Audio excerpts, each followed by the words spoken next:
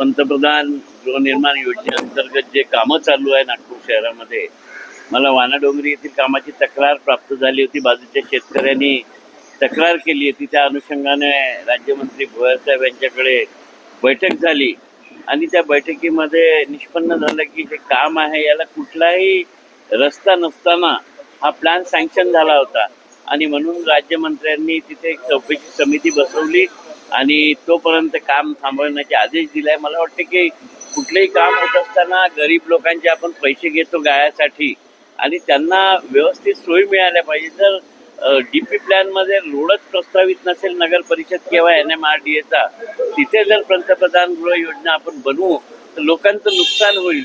तर हे तपासूनच अधिकाऱ्यांनी काम केलं पाहिजे.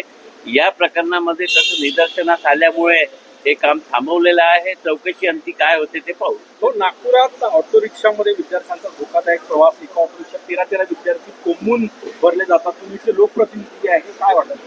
यावर RTOनी काही नियम लावायला पाहिजे आणि जे ऑटो चालक आहेत त्यांनी सुद्धा विद्यार्थ्यांच्या सुरक्षेसाठी यामध्ये काहीतरी बदलाव केला पाहिजे आणि कमीत कमी किती विद्यार्थी जातील याचा आकडा निश्चित करून RTOनी ही सगळ्या शाळांना सूचना द्यायला पाहिजे. शाळांची सुद्धा नजर हे विद्यार्थी किती एका ऑटोमध्ये येतात यावर पाहिजे आणि या संदर्भात सुद्धा येणाऱ्या अधिवेशनामध्ये आपण मुद्दा मांडणार आहोत.